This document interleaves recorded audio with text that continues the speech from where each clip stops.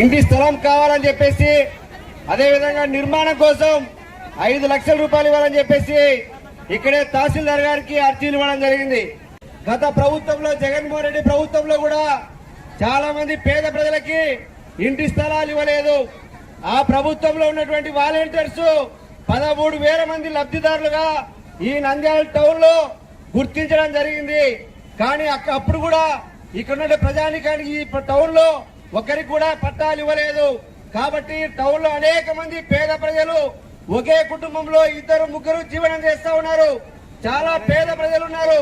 వాళ్ళందరికీ కూడా ఈ ప్రభుత్వం మాట ఇచ్చింది. చంద్రబాబు నాయుడు ఇదే నంద్యాల టౌన్ లో ఆయన ఎన్నికల వాగ్దానంలో హామీ ఇవ్వడం జరిగింది.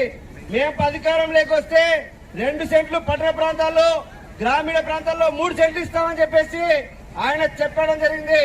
ఆయన చెప్పినటువంటి విధంగానే